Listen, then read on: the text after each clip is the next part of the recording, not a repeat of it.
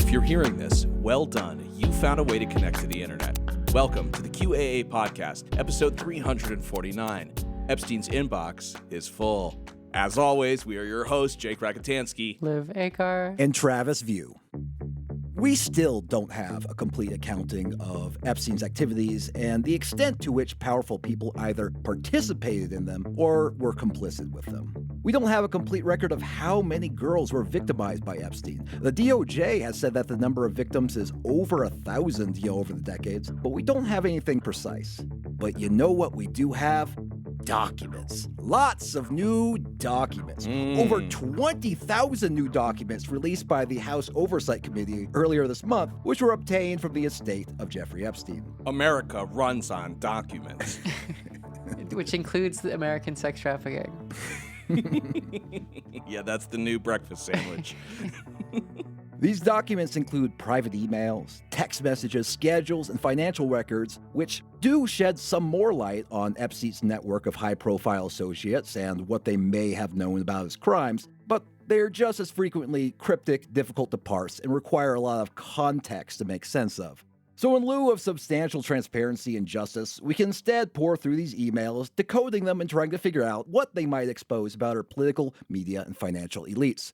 Yeah, I talked about this on Blue Sky a bit, how, the Pizzagators were very wrong in the specifics. So they're very bad at analysis, but they won culturally. It's trying to parse through emails, to decode them, try to make sense of what they're saying is normal political discourse now. Yeah, and it's way easier instead of having to parse through old hat politics, is just be anti-pedophile, you're against those kind of people. Who's gonna take up a stand against you? I was thinking of a guy who's because there are some people defending Epstein, especially because he's attached to Trump. You had that, who's the older blonde? Megyn Kelly being they're 17, come on, that sort of line. 50. Which is she so said horrific. barely legal, she was Barely, familiar yeah. with the genre of pornography. I thought that was so weird. Yeah, but I am enjoying imagining a guy who's doing reverse Pizzagate stuff where it's no, in that email where Jeffrey Epstein talks about buying children, that's actually code for walnut sauce on his pizza. They couldn't talk about that literally. You don't understand. These new records show interactions with individuals from across politics, academia, finance, and media, including Noam Chomsky, former Israeli Prime Minister Ehud Barak, Peter Thiel, Steve Bannon, and author Michael Wolff. Their communications with Epstein continued years after his 2008 conviction for soliciting prostitution from a minor, for which he was registered as a sex offender. Yeah, it's interesting. I wonder, if this happens, because Chomsky kind of just, he's insanely old, and he's kind of just, receded from the public. How much bigger of a discourse that would have been when he was, doing media runs, maybe, 2020? God. Because, it's pretty bad. You could get mad at Chomsky for a couple of things, one of which is, genocide denial. But talking to Epstein and hanging around him is it's pretty bad. It's a pretty big stain in his legacy. Yeah, post-conviction. I mean, is it when one of your, high school friends gets, a Dewey and, you're oh, man, horrible. Yeah, you shouldn't really do that. But, we're already kind of all hanging around. Are we really going to abandon him over this? This is something that everybody in our circle is getting away with for the most part. I mean, how is that the case if you're Noam Chomsky? That was the crazy thing. The high school friend analogy is Jeffrey Epstein. Yeah, it's not good. Yeah, no good.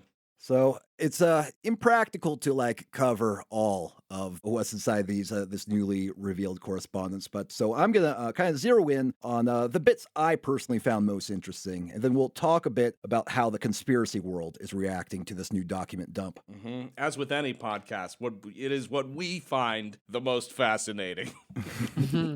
So I want to start with the 3 messages that were initially released by the Democrats on the House Oversight Committee, because I think it's interesting. This kind of started, I guess, kind of like a document, like a war between the Dems and the Republicans on the House Oversight Committee. Because like first Democrats, they released these 3 interesting emails we're going to talk about in a moment, and then Republicans responded by releasing like 20,000 more, which is like I'm obviously all in for releasing everything they got, but it seems like this is I don't know. It's kind of like it was a kind of a strategic dump. The timing was, at least. Yeah, it's really remarkable. Like we haven't gotten mass resignations on the Republican side from any of this. That they're able to strategically dump these emails. It's just it's such a horrific political context in America. Because this is way worse than Watergate, and it was over for him. Like I think that spying on your political enemies is not as bad as fucking kids. I feel like the majority of Americans would agree. Apparently not, though. Apparently they don't care. Like I don't. I think maybe there's just enough of the population that's been like right wing brainwashed. Yeah, it's just as easy to believe like, well, if it's bad, if the news is bad, somebody put it there. But if the news is good, it's real and true. I think it's so easy to just go like, oh, like this doesn't line up. Like quickly figure out how to, who can I find on Twitter that has a plausible, yeah, okay, this narrative will emerge. Yeah, perfect, fine. It's just crazy that the strategic decision for Republicans isn't like completely abandoning like MAGA and Trump as a political project. But I think it's interesting. Yeah, we talk about like Watergate. It's like Watergate is what helped spurred Roger Ailes to help create Fox News, because he thought that this wasn't a scandal of political corruption. This was a scandal of media bias. He thought that it's like if conservatives had a greater share of the media space, this wouldn't happen. So he made a decades-long plan to capture more media share for right wingers, so that that kind of thing could never happen again. Mission accomplished. Yeah, he went too far. It worked too well. All right, so the emails released by the Democrats on the House Oversight Committee. So the first one, this is a 2011 email from Epstein to Ghislaine Maxwell, and Epstein wrote this. I want you to realize that dog that hasn't barked is Trump. Redacted victim name. Spent hours at my house with him. He has never once been mentioned. Police chief, etc. I'm 75% there. This is just like so horrific. Dog that hasn't barked. I know. Yeah, isn't the phrase "the dogs that didn't bark"? I mean, it's like, yeah. Epstein sounds to me like he is like fucking constantly jacking off. To type this bad with this many spelling mistakes and this many periods, he must just be trying to type with one hand wherever he goes. I just imagine he's constantly walking around jacking off, and that's the only excuse for this kind of like horrific spelling. Because this is 100% typed on an iPad, right? Like this is iPad spelling. Absolutely. It is. He's like lounging back in like a leather chair. He's got a martini. He's like one of those guys that like watches pornography like when he's bored, Yes, he's just like absolutely. He's like a pornography on the phone shoved into like the divider area like while he's driving somewhere. Absolutely. He's got the porno mag, just casually reading, just like fully clothed. Yeah. He's like Ron Watkins level of like porn guy. He's like a guy who has like a dedicated porn area in his house. I mean, isn't that literally the point? Like it's like half compromat, half just like he wanted sex tapes. Yeah. Of people fucking like teenage girls. Yeah. It's like he found a way to really make his perversions work for his career. Yeah. Yeah. That horny little Jewish guy with like swag from like, summer camp who just like nobody ever stopped. Other reporting and the Republicans on the House Oversight Committee have indicated that the name of the redacted victim is Virginia Giuffre, the Epstein survivor and sexual abuse advocate who committed suicide in April at the age of 41. Now, interestingly, Giuffre very specifically said that she was not victimized by Trump. She accused a few people, including like Prince Andrew, but she didn't claim that Trump victimized her. Right? But then this email says that, according to Epstein, I guess not a reliable source entirely, so that Giuffre spent hours with Trump at Epstein's house, which is still, it's just hanging out with the sex trafficking girl victim, and is still probably not a good. It's like, oh, okay, well, in that case, he was just hanging out with her. Yeah, what does he say? He's like, they're treating you well? Like, what do you, Yeah. like, what do you say to a hostage? you know, essentially like a hostage. He's like, that's Jeff's girl. Like, I'm not gonna do that. That's like the Trump position. Weird. So Ghislaine Maxwell replied to Epstein's email by saying this. I've been thinking about that, ellipses. So they were both thinking about how despite, according to Epstein, Giuffre spent some time with Trump at Epstein's house, and like this has never been mentioned. Or I guess, is she thinking about the fact that he's like a dog that hasn't barked, that like he's not telling on anyone? I guess, because that's what that means, right? That was my interpretation, that like Trump is not telling anyone. He's not talking to the police. Here's the thing, is that like, so the phrase actually comes from a Sherlock Holmes story called Silver Blaze, in which Holmes solves a case partly because a watchdog did not bark during the night, meaning like the intruder was like someone that the dog knew. Of course. It usually indicates like a lack of noise or a lack of evidence that indicates something profound or significant. Right. Oh, so okay, so he's essentially implying that Trump knew everything was going on and never said anything, was totally complicit. This is possibility, but is also based upon his emails. I mean, I think like Epstein has maybe like a 5th grade reading level, so he doesn't really understand what the fucking phrase means. So here we are trying to parse the meaning of this phrase, dog that hasn't barked, when he himself may have not really understood what the hell he was saying. That dog that hasn't barked. That Dog is a great like 90s like grunge band, by the way. That's the first thing I thought when I read that. The next email was from Jeffrey Epstein to author and like journalist, very loosely, Michael Wolff. So it refers to an Epstein victim at Mar-a-Lago. It says this. Trump said he asked me to resign. Never a member, ever.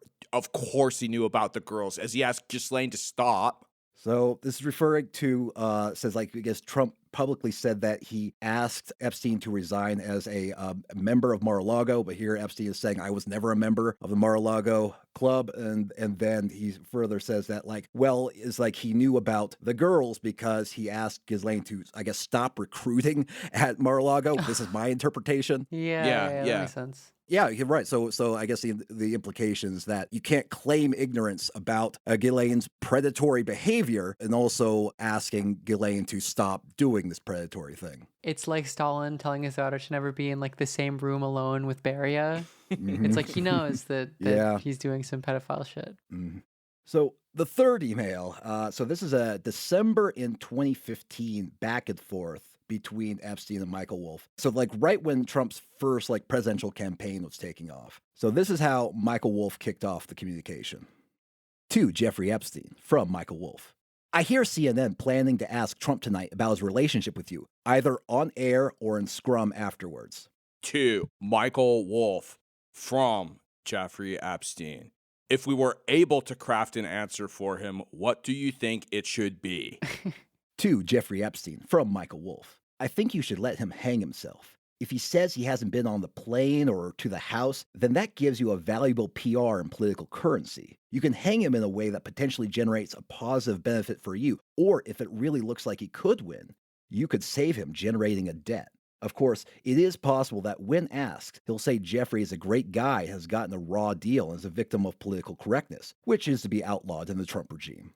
Wow, these snakes. Michael Wolff is basically advising Epstein like how to like leverage Trump's sliminess for his own benefit. Yeah. This is like borrowing from a pedophile to like hang Trump, you know, like it's essentially like, I really hate this president so much that I'm willing to work with like a known monster. Like if I think that it'll somehow like leverage power over Trump. Yeah. Pedophilia happens to be bipartisan in America. That's crazy that they're going to this guy like he's a regular dude. It is funny too, because like the very specific events that led to like Epstein's death really were contingent upon Trump winning. Yeah. Yeah, like Yeah. if Trump didn't win, it is interesting to see what would have happened with Epstein. It was originally about like Trump hiring Acosta, who had given Epstein such a light sentence, and it's like that surely wouldn't have happened if we had a Hill Dog presidency. So yeah, fascinating for this discussion. They don't realize Trump winning is going to kill him. I have no idea like what Michael Wolff looks like, but I imagine he's like a little goblin of a man. Because isn't he the guy who's like, you know, like 2 years after Trump is like out of office, he's like, I have the smoking gun in my hot new book, like freedom on trial inside the madness of Donald Trump's presidency, or like something like Yes. that. Like, isn't he always like, I've got the smoking gun? Fire and Fury Inside the Trump White House is the book. Yeah. I see people like are kind of mad at him because they're like, why did you withhold this information? Like, even if it is, real, and God, we can't trust these authors anymore. I mean, anybody can get a book published nowadays. So, I mean, yeah, like he released an audio recording that revealed that Jeffrey Epstein described Trump as his closest friend for 10 years. So yeah, he has, and like he released this a couple days before the election. Yeah, he's kind of a slime ball. And these seem like kind of not huge revelations. Like, doesn't seem like he's publishing anything in these books that's like, turning the course of history, really. Well, yeah, he's also kind of like fast and loose with the facts that he's published. He's kind of a shit. Now, interestingly, the emails also revealed that Epstein attempted to like feed information to reporters about Trump. In December of 2015, he emailed the New York Times reporter Landon Thomas Jr., offering photos of Donald and girls in bikinis in my kitchen. And so Thomas eagerly replied, yes, but it's not clear if such photos were ever sent or exist. That's so crazy to respond to that in a way that like you would respond to like going on a second date with someone. Like, yeah. Yes, exclamation point, exclamation point. It's like, oh, hell yeah. I would love to, smiley. In another email, Epstein suggested that reporters ask my houseman about Donat almost walking through the door, leaving his nose print on the glass as the young women were swimming in the pool, and he was so focused he walked straight into the door. A lot going on there. The fact that he's like so fucking sloppy, he can't properly spell Donald. Yeah, it's iPad typing 100%. Yeah. I just also wonder if he's like drunk all the time. Like if he's like that rich, like is it possible that he's just like wasted all the time? I don't know about his drinking habits. Yeah, probably. Just kicking it. He's on something, maybe. But also, you can like the young women is the the Matt Gaetz thing where he was calling minors women. Oh, yeah. I'm sure that's absolutely what's going on here. I mean, I'm sure Epstein also uses girls like sexually, but when it's trying to be above board, he upgrades to women. This is so fucked up too, because essentially what he's doing in these emails is he's like, dude, he was so fucking into like all the minors we had, like he was into him too, dude. Yeah, like. That's like what he's doing is he's like, Donald, forget about it. He's a real horn dog. Yeah, all the fucking trafficking, like Donald was there. Like he was fucking there, dude. Like he brought the beers. Like it's so funny. As if like that makes him like worse. He's like, dude, I just supplied it. But Donald really fucking liked it. Yeah, he was like, oh, listen, he saw the girls and his head turned into a train whistle and his eyes bulged out of his skull. Dude, fucking like giant nose having fucking printed in my glass sliding door.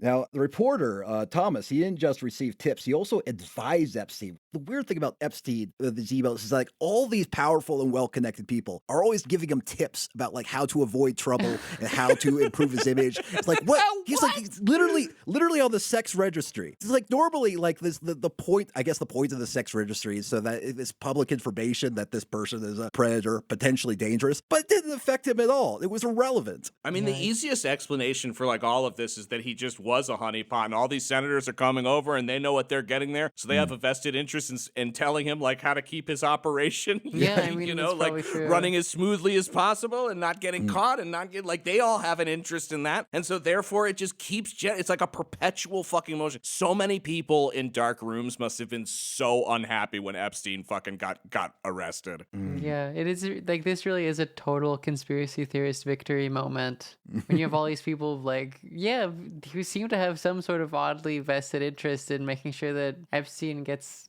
the correct tips here, understands how to navigate these situations.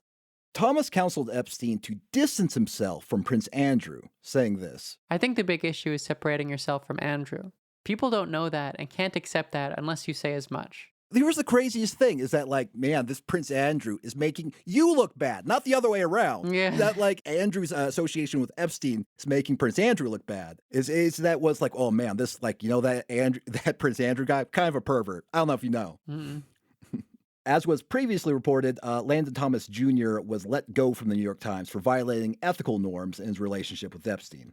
During Trump's 2016 campaign, Epstein was in frequent contact with Michael Wolff, who was writing a Trump book at the time. Emails show Wolff coaching Epstein on media strategy and public messaging. Oh my God! What? In February of 2016, Wolff alerted Epstein this. NYT called me about you and Trump.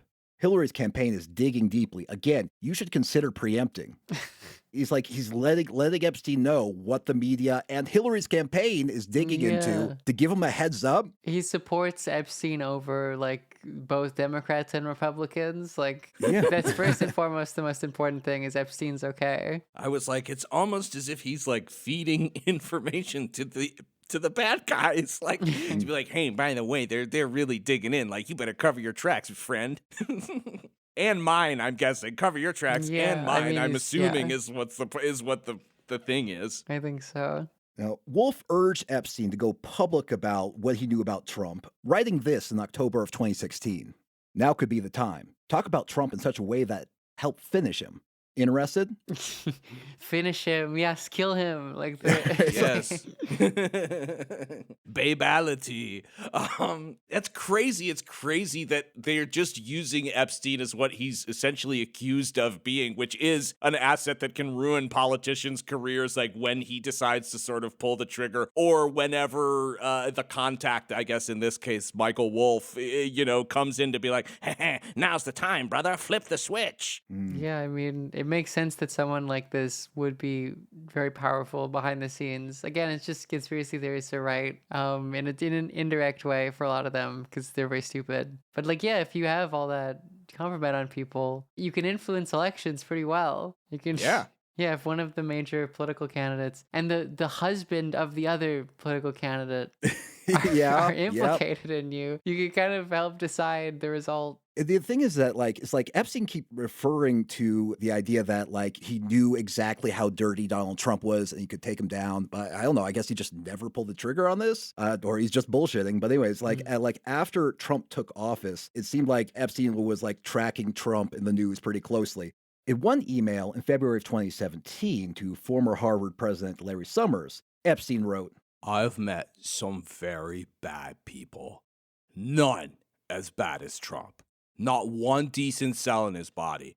So yes, dangerous.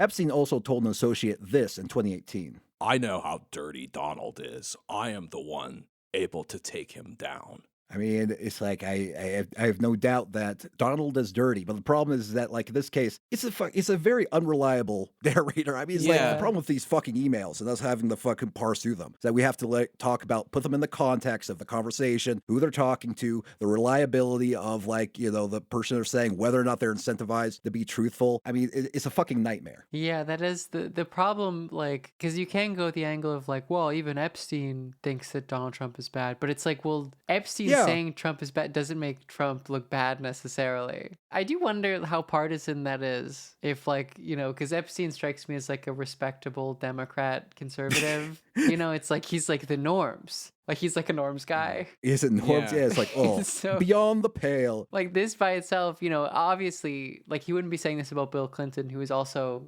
doing, both of the two are probably equally evil at some level. But, like, there's a reason why he's singling out Trump here. Probably because, like, he's in power in the news. It's like, yeah, there are two ways. Number one is like fucking Donald Trump is so fucking evil. Even Epstein, like the monster that he is, was disgusted by Donald. But on the other hand, it's like, would you find it really insulting to be hated by Epstein? It's like there's really nothing wrong with that. Yeah, like, what do you think Epstein thinks it's bad to rape kids? Yeah. Like, I don't think he does.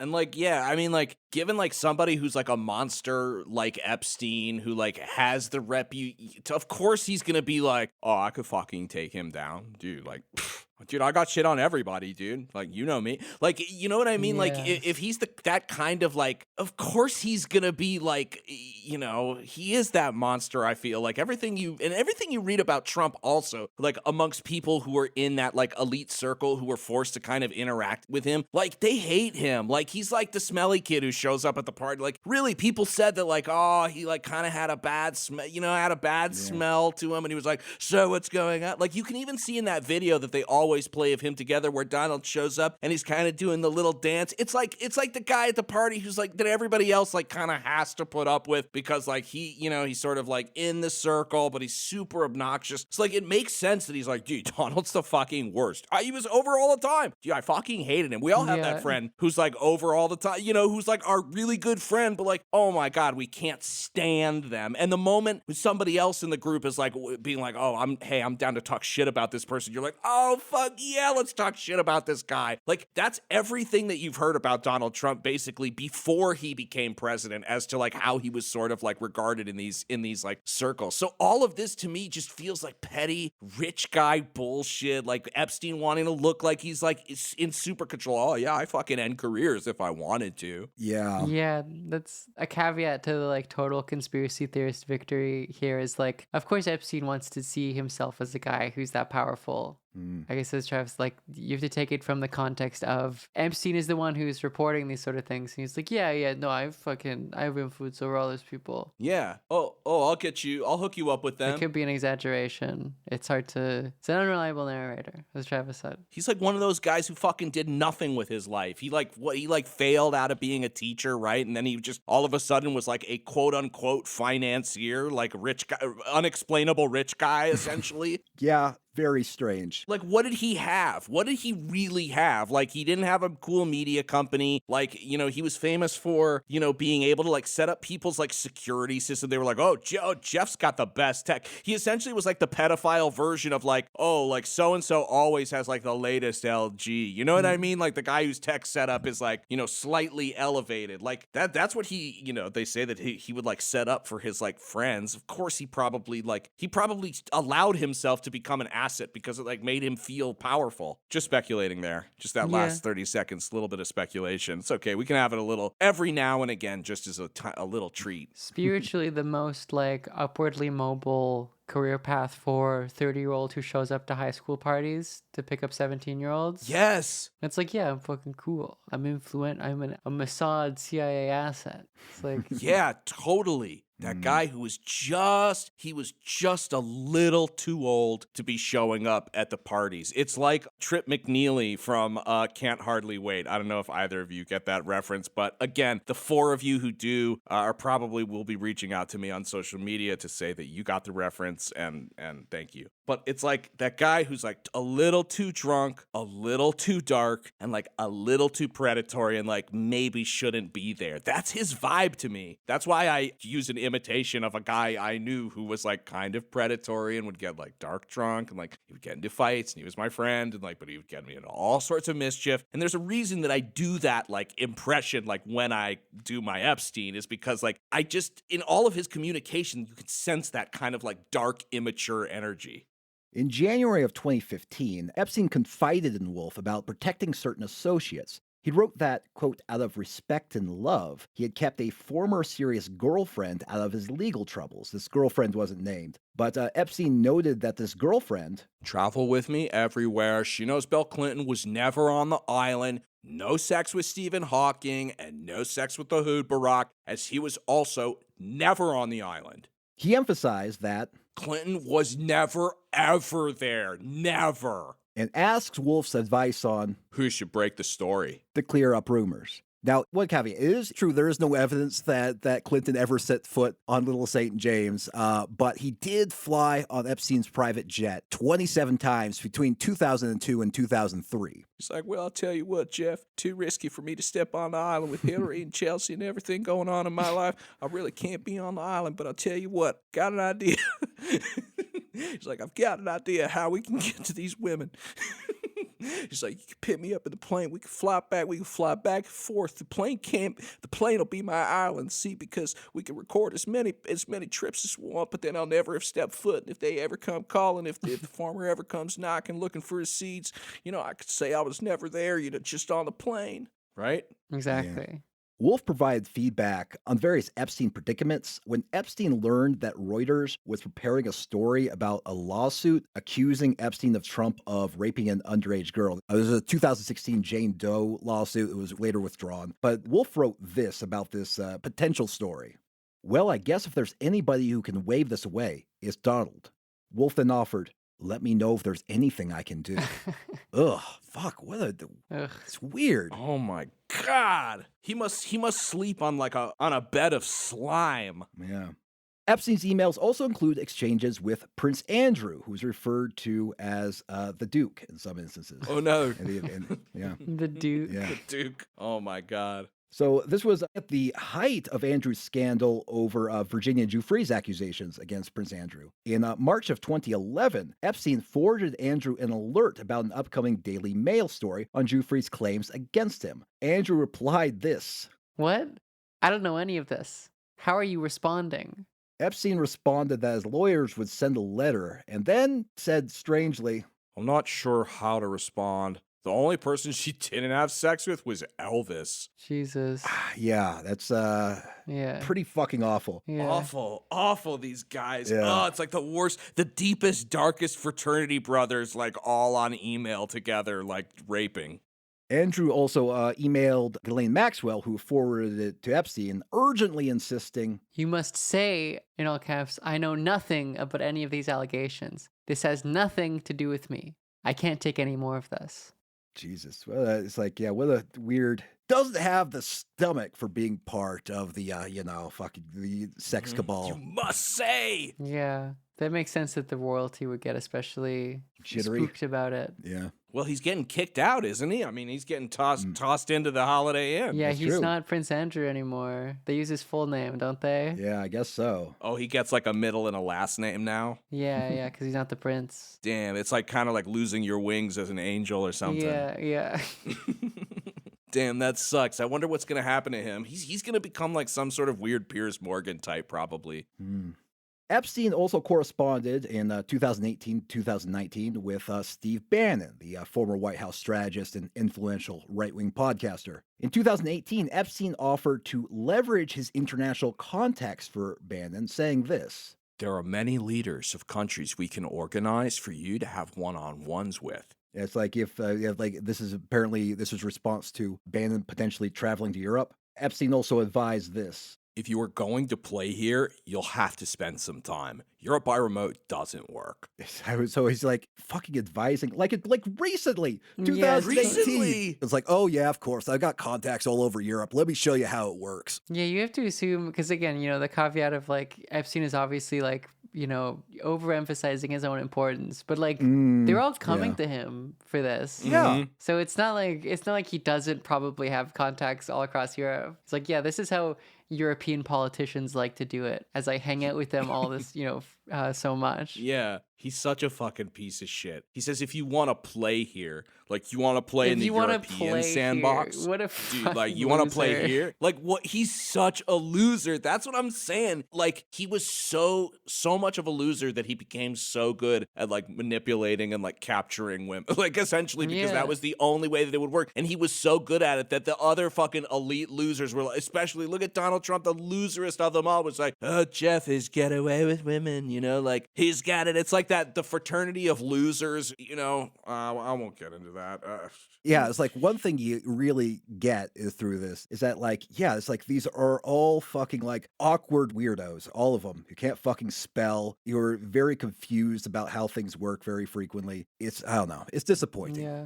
It's a professional loser. It's just, how do you make the most money like harassing high school girls? And they all hate Trump the most because he's the biggest loser, but he's got actual real power and like has the ability to really make them make a shit ton of money if they, kind of hold their noses, while he talks to them.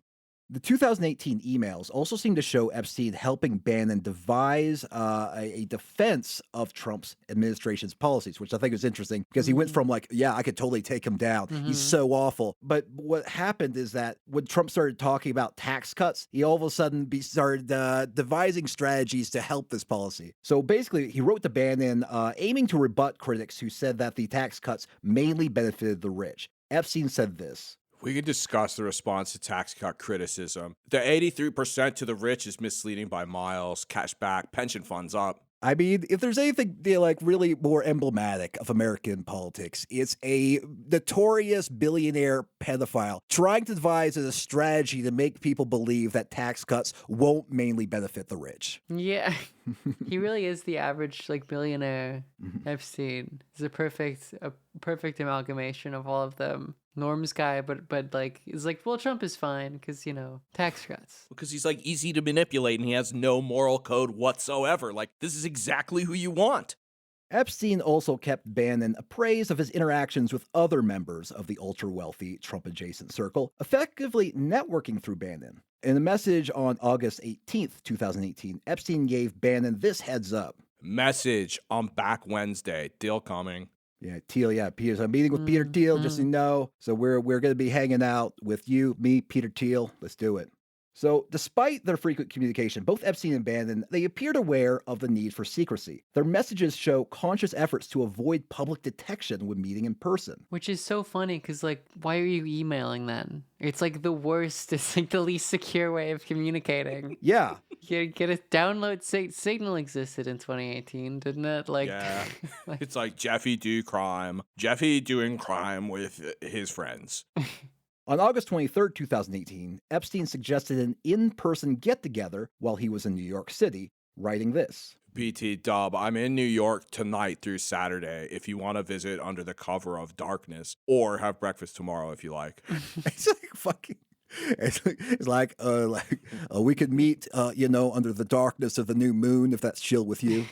He's like, I could show up at your place with rubber gloves and a fucking body bag if you want.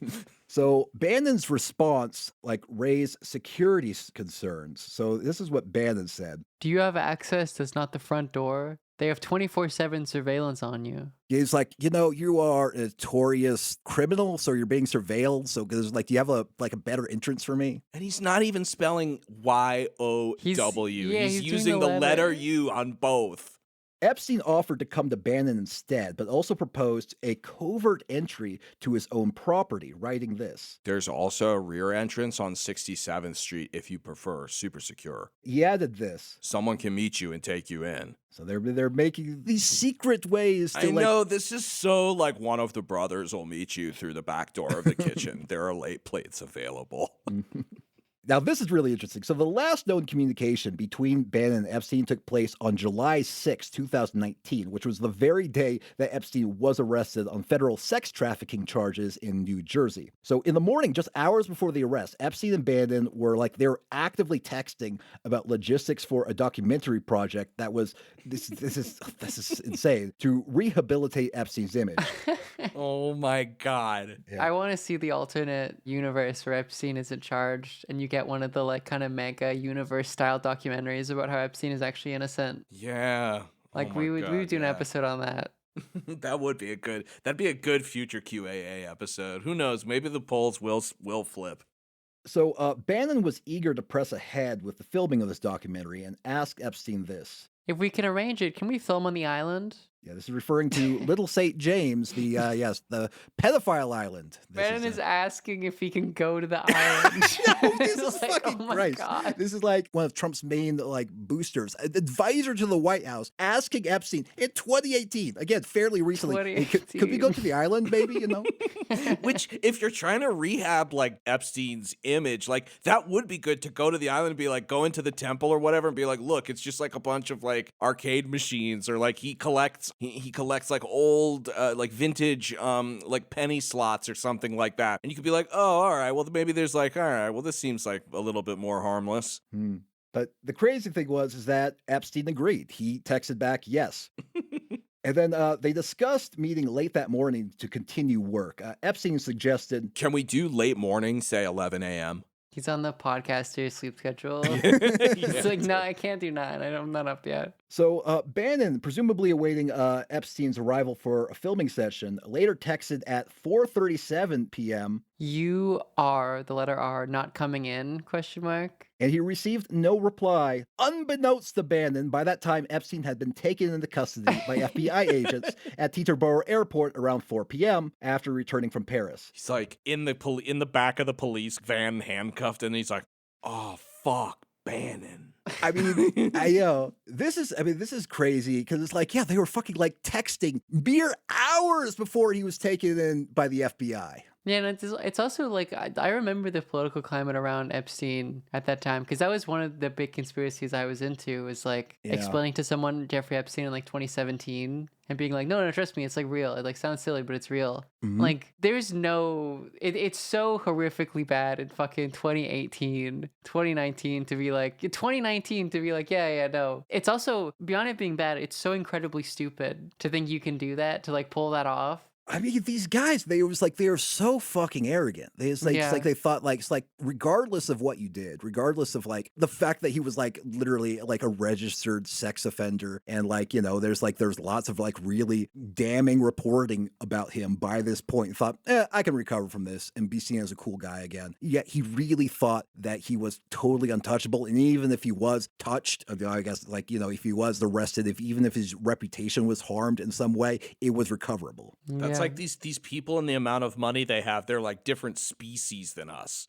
Because they're just like, oh, no problem. Like, I'll just buy my way out of this. Like, I don't ever have to face like any like I've never actually had to face any kind of consequences ever. You would think like someone who is like a bit smarter. And I assumed that this was the elite attitude at this point. If you're Epstein, is just like, I gotta lay low. Right. Like, I've been burned. You know, you can't be doing all that anymore. Just like lay low. You have a shit ton of money. But no, they were like, no, the comeback tour. Like, let's do it. Even like low level like mobsters know that like they're like, yeah, we gotta get out of town for a couple of weeks. Be like, lay low for the rest of this season. Be like, nice, stay with your mother. You know, like they over like weight, you know, over, you know, like stamp fraud or something like that, you know? Yeah. We also have to talk about the Bubba email. This is something that was made perhaps the most famous exchange. It went viral. It was talked about like on all the comedy shows. It was all over social media. So what happened is that in one of the released emails, Mark Epstein, Jeffrey Epstein's brother, suggests to ask Steve Bannon if Putin has, quote, the photo of Trump blowing Bubba, to which Epstein replied, and I thought I had Zorus. This is, I guess, Yiddish for troubles. How do you pronounce this? Soros. Okay, all right. It's like woes. It's like, it's like a specific kind of like social woes. Oh, okay. So it's a little bit more nuanced in its meaning. Interesting. That's always what I thought it meant. That's always what I thought it meant. So Mark Epstein then responds, you and your boy Donnie can make a remake of the movie Get Hard. This is interesting because Get Hard is a comedy film from 2015 starring Will Ferrell and Kevin Hart about an investment banker who prepares for life in prison. Damn, I never thought we would be like baking a Will Ferrell movie like in Epstein emails. Who directed that? This is the other interesting thing about Get Hard is that it was directed by Israeli American director Eitan Cohen. Oh yeah, Eitan Cohen. Yeah, I know who that is. I mean, I don't know him personally, but I know of his work. Yeah, people had a lot of fun with this because Bubba so happens to be a common nickname for Bill Clinton. In fact, in the emails themselves, the cached emails, Bill Clinton is frequently, I think it was like 5 different times, referred to as Bubba. So people said this. So if you like really read this, like if you have that reading of it, it sounds like Epstein is saying that Putin has photos of Donald Trump giving Bill Clinton fellatio, you know?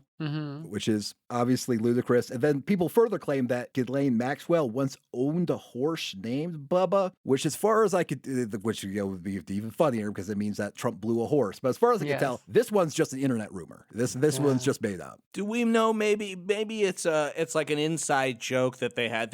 My friends have a series of photographs like from when we all lived together. We had a pool and I took a series of like mostly nude photographs like out by the pool wearing a proton proton pack just for like giggles. We were like really kind of like fucked up that day. And so like we always are like, oh, the proton pack photo shoot, you know, it's like kind of a thing. Like maybe Trump pretended to blow Bill Clinton. I don't know. Like could be some sort of inside joke maybe. The most insane part of it is the Putin having photos of Trump performing a sexual act. Like the implication there. I don't know. It could be like a Russiagate joke because it's from 2018. It does. Yeah. Well, here's the thing. So Mark Epstein himself, he actually responded to the speculation, but not by offering a lot of details beyond the denial of the claim that Bubba was referring to Clinton. I remember seeing the quote. He was like angry about it, and it's like you can't be on your moral high horse about this. He's like, no, it's between, you're in the emails. The contents of this are private, and it's like you're fucking hell, Jeffrey Epstein's brother. I don't think exactly. he can like. Here's what Mark Epstein told News Nation. I'm not discussing that email. This is a private email between Jeffrey and myself. There's two brothers talking. It's nobody's business what we wrote. The only thing I responded to is because people got crazy with the Bubba reference and they tried to pin it on Clinton. So I made a public statement that it was not any reference to Bill Clinton. I like Bill Clinton, and I'm sorry for him that he had to go through that. But the email had nothing to do with Clinton, and that's my last word on that email. It's like, well, why don't you just say like you're right? It could just be like just a joke, like yeah, this is the kind of like blackmail material Putin may have, or this is the kind of blackmail material that like crazy Democrats are saying that Putin has on Trump or something. Why don't you just say it's a joke, not like this is private? It's not Clinton. Not gonna say who it is though. Yeah, it is very like people are very bad a lot of the times at like thinking about what would make conspiracy theorists go more insane. In this context, we're all conspiracy theorists. It's like that one isn't. None of this response is reassuring, and none of this will have the effect that you want it to have. Like, did he think everyone was going to be like, "Oh, okay, sorry. I guess it is." I guess I didn't think about the fact that it is a private email, and it's kind of inconsiderate of me to want to know who Bubba is. It's like, no, it's the president. Like. Talking about Epstein. And it also implies that Bannon is like in contact with Putin. Being like, oh, you're with Bannon? Ask him if Putin has the Trump blowjob pics. It could be Trump blowing bubbles maybe with a bubble machine. Mm-hmm. Here's the thing. It's like there's lots. Obviously, I think it's ludicrous. Mostly because I believe Bill Clinton and Donald Trump would be very discreet about their lovemaking. They would not photograph it. That's too crude. Yeah. I just. I love someone was it a Tingermentum? He's been on the podcast once. Was baking the big beautiful bill. Yeah. What does that mean? Oh. I mean, essentially, if that's real, then QAnon is right. Is that they're all talking in code in public, and they're all talking about the devious sex things that they're doing behind their backs, and they're all in league, and they're all a part of the cabal, and they're gay, and they're blowing each other, and Trump's compromised too. You know what I mean? Like that's. Yeah, my read on it is like it just seems like a crude joke, but like my explanation is kind of like screwed up by like Mark Epstein's weird sort of denial of it. It was a statement that added more confusion than clarity. Yeah. Yeah, and we'll never fucking know. And once I think a lot of people online had like kind of a homophobic joke that they could instantly kind of like, sort of like press Trump into, like they just went with it. Like if you look online, like on like Blue Sky and shit, it is settled science that Trump blew Bill Clinton, just because that's like the most for whatever reason they think that's like the most degrading thing, because they want to imagine Trump so degraded, because that makes it like not so bad that he still has absolute power over us. Yeah.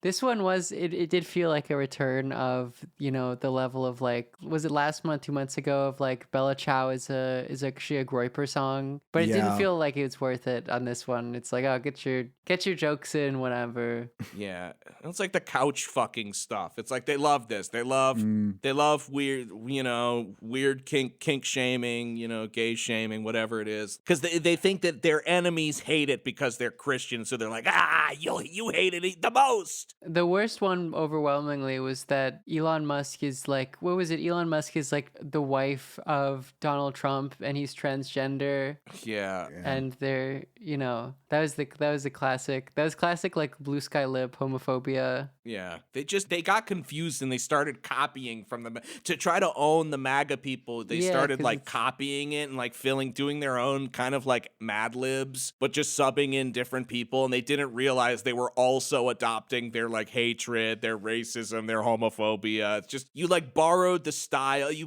borrowed the style, and like it's making your substance worse. That was the most absurd one recently, and like I mean I think that they were libs engaging with this. There were definitely conservatives ironically doing it. Was like talking about how like Aryan Newsom is in his family because it's like he's an incredibly white looking, and then being like, oh well, JD Vance is like an Indian wife. And like mixed kids. It's like, yeah, I mean that would piss him off, I guess, but it's also like, I don't know, maybe go a bit too hard into that. Yeah, what are we even doing? Dude, this just look at this. We have these emails and we're gonna get actually nothing. Actually nothing will come up this. But here we are with this string of emails, and he's saying he had Surus, which is so weird because that's like something that like, my like grandparents would say, like, oh, he's Surus, yeah, like your troubles. Oh my god, and they're referencing Get Hard, and they're like, does Putin have compromise? And fucking Mark Epstein signs his emails with sent via tin can and string, so he's got like a cute little like sign off as he's on with this brother pedophile. It's just, why do we have access to this if we can't get the whole fucking thing? I think either give us all of it or give us none of it. We can't have a limited amount of information. We can't have this like a small sliver of the pie, Sorry. Please continue. I can't believe we're reading through all this stuff again. It feels like we're always going to be unearthing a trove of Epstein documents. Now, obviously, there are many who are like reasonably skeptical about the existence of a photo of Trump blowing Bill Clinton. And among them is Alex Jones. Oh. There's no video of President Trump sucking a ding-dong. And so what if there was? That's a lot better than World War III, Owen. I never sucked any ding-dongs. But I'll tell you, if they were going to blackmail me to start World War III about one, I'd say, hey, I sucked a golf ball through a freaking garden hose. Also, Alex Jones is absolutely sucked a penis. He's an insane chaser. He was caught with transport on his phone. Like, it was ridiculous. I think this is kind of a base take. Like, so what? You know what? So what if he did? So what if he sucked off Bill Clinton? Yeah, it's like what? Was it like two grown men sharing a moment of intimacy funny to you? Exactly. Yeah. No, he's right. So what? I love the wide view pop-up shot of his like henchman's reaction to him saying, so what if he sucked a ding-dong?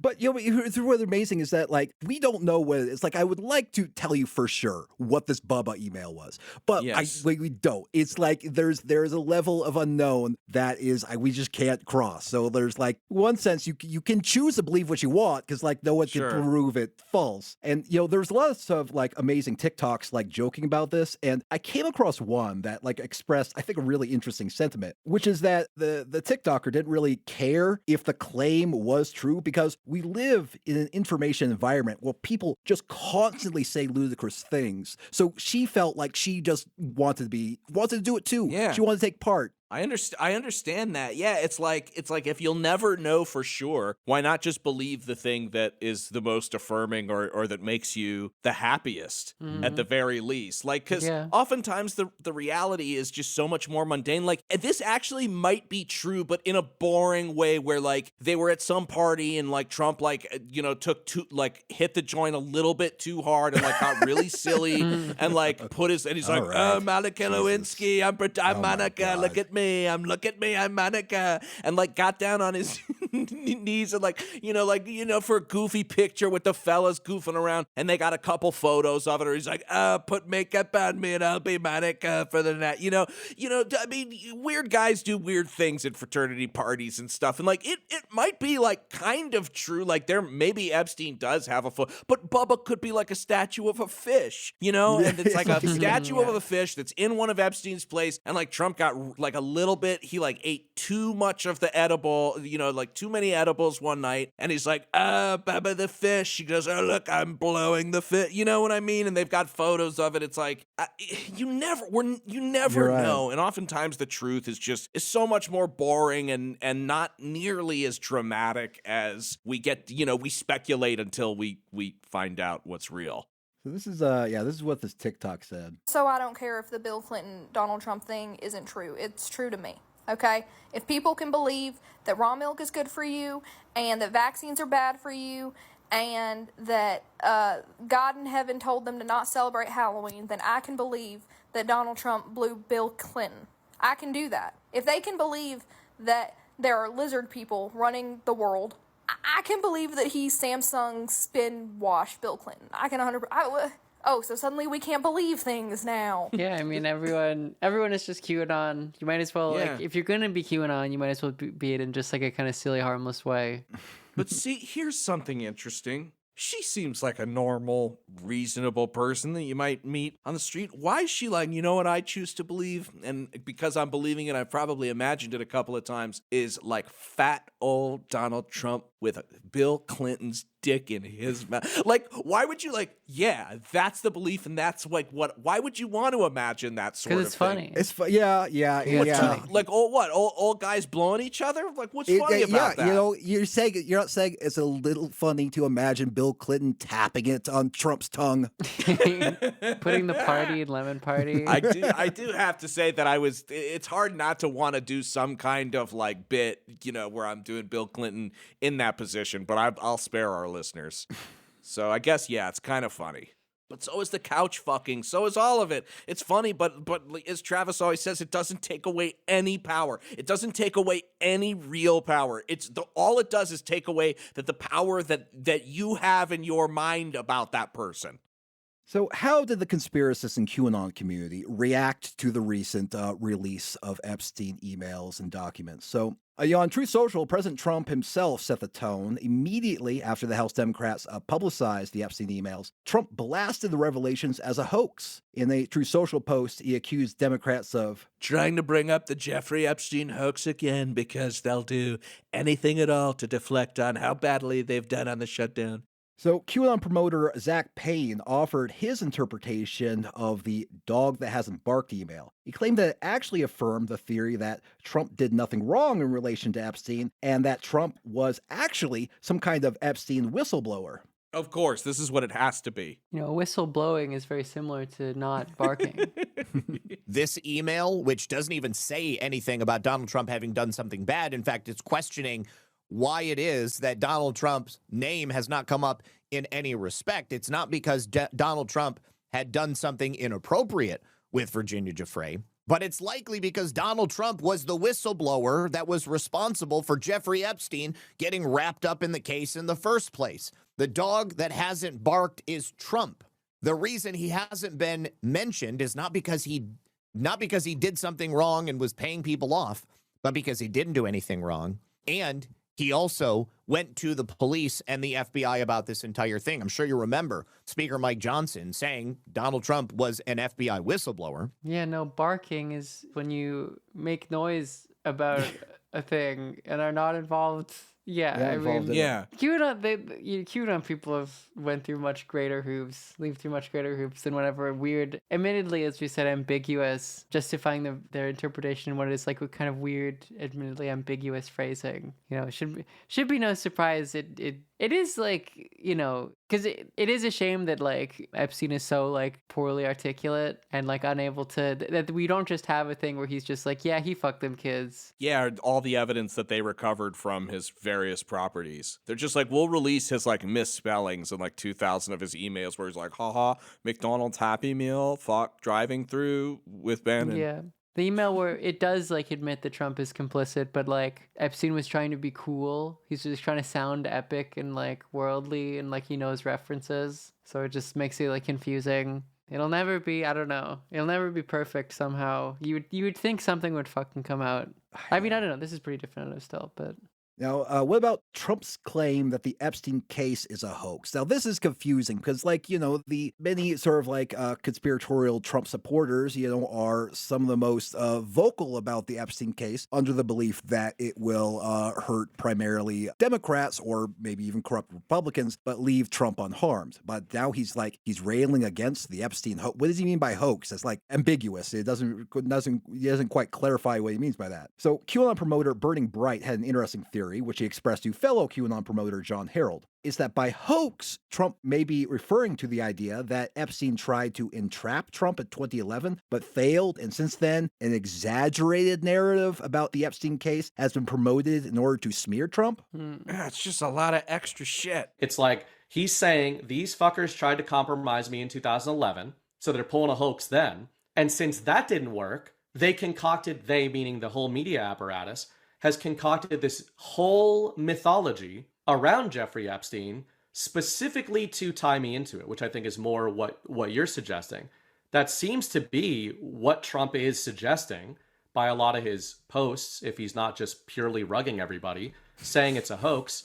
Rugging. I guess the point I'm trying to make is that it could simultaneously be true that Epstein and Maxwell were intel operators attempting to compromise Donald Trump, and be true that a lot of the story we've been told about them is not true and was seeded into the community, right? Because if they couldn't compromise him in 11, based on all that stuff, does the deep state then burn an asset like Jeffrey Epstein and try to draw Trump into the story about this massive cover-up?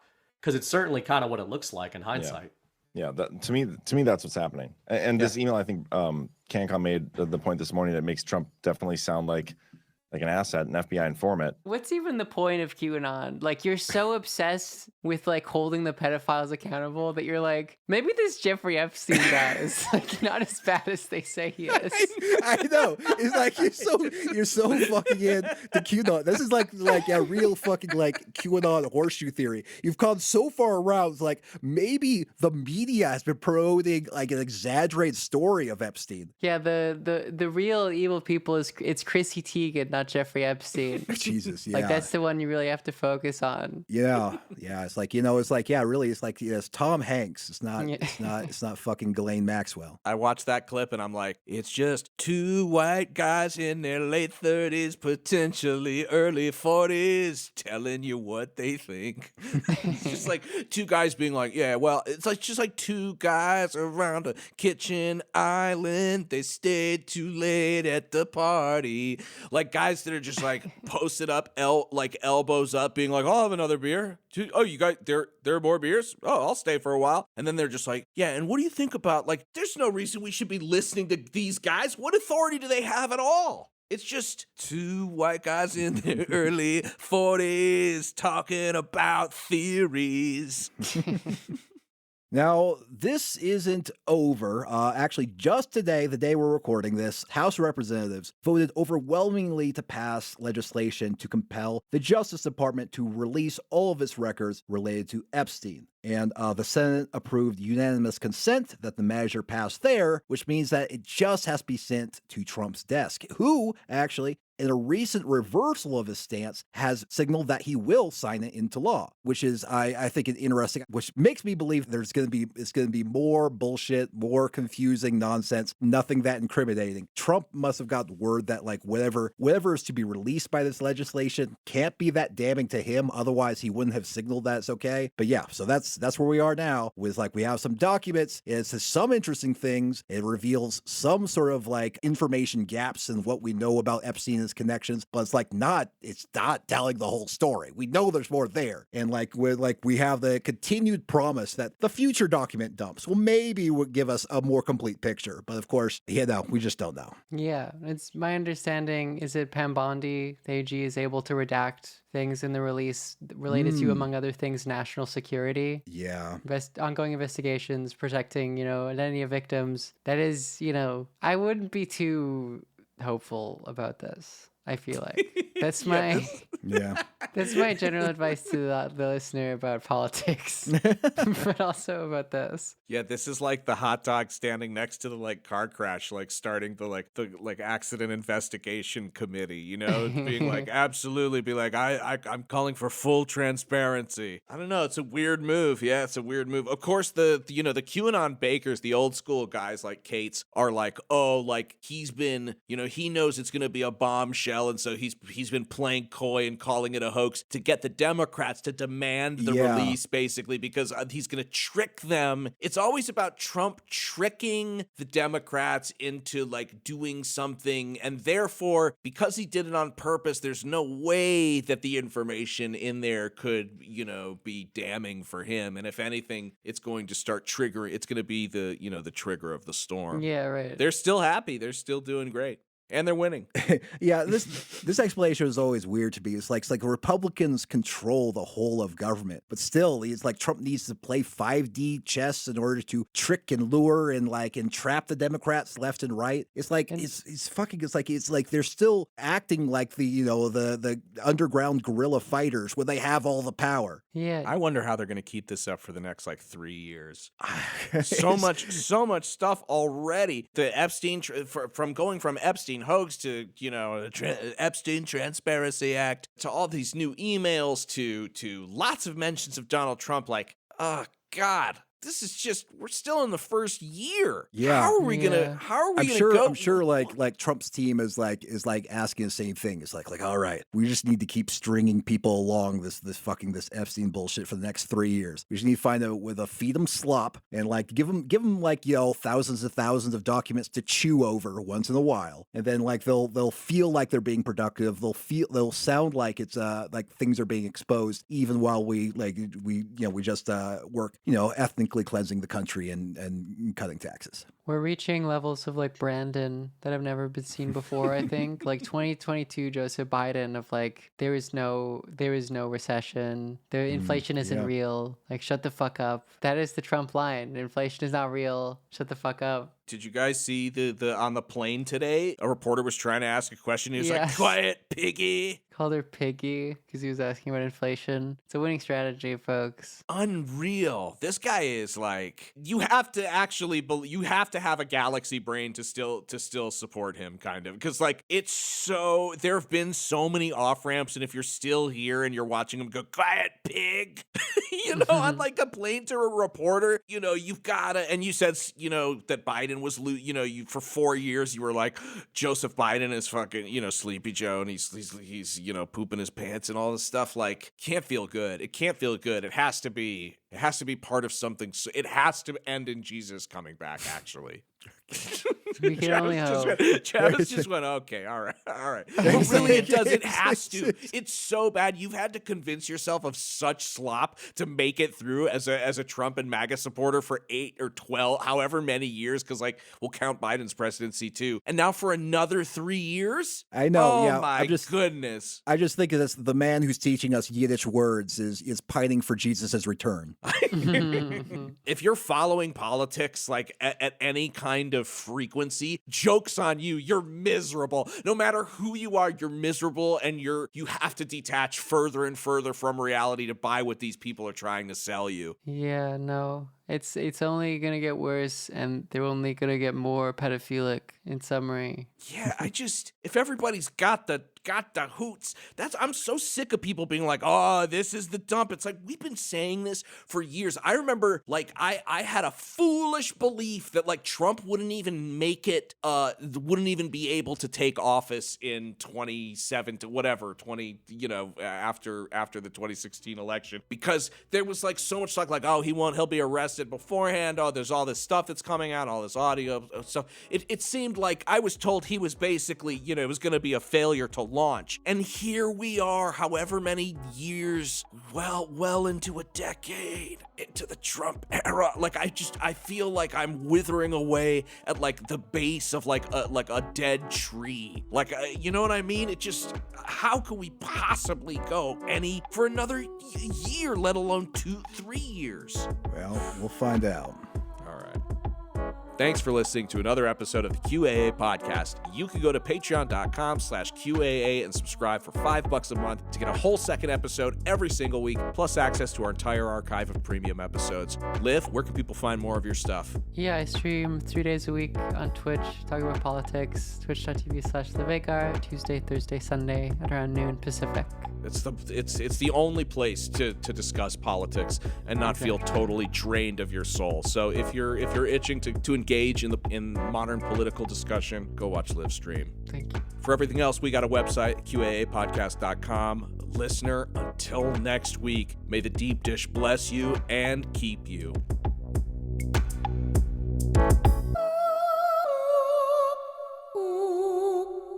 We have auto-queued content based on your preferences. Vote on tomorrow. I just want to be super clear on your position.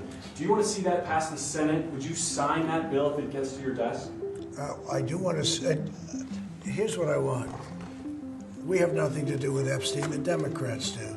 All of his friends were Democrats. You look at this Reid Hoffman. You look at Larry Summers, Bill Clinton. They went to his island all the time, and many others. They're all Democrats. All I want for people to recognize the great job that I've done on pricing, on affordability, because we brought prices way down, but they're going way lower, on energy, on ending 8 wars and another one coming pretty soon, I believe. We've done a great job. And I hate to see that deflect from the great job we've done. So I'm all for it. You know, we've already given 50,000 pages. You do know that. Unfortunately, like with the Kennedy situation, with the Martin Luther King situation, not to put Jeffrey Epstein in the same category, but no matter what we give, it's never enough. You know, with Kennedy, we gave everything and it wasn't enough. With Martin Luther King, we gave everything and it's never enough. We've already given, I believe the number is 50,000 pages. 50,000 pages. And it's just a Russia hoax as it pertains to the Republicans. Now, I believe that some of the people that we mentioned are being looked at very seriously for their relationship to Jeffrey Epstein, but they were with him all the time. I wasn't at all. And we'll see what happens. What I just don't want Epstein to do is detract from the great success of the Republican Party, including the fact that the Democrats are totally blamed for the shutdown. You know, they cost our country hundreds of billions of dollars with that, at a lot of inconvenience. So I'm for any, I don't, they can do whatever they want. We'll give them everything. Sure I would. Let the Senate look at it, let anybody look at it. But don't talk about it too much because honestly, I don't want to take it away from us. It's really a Democrat problem. The Democrats were Epstein's friends, all of them. And it's a hoax. The whole thing is a hoax. And I don't want to take it away from really the greatness of what the Republican Party has accomplished over the last period of time. Yes.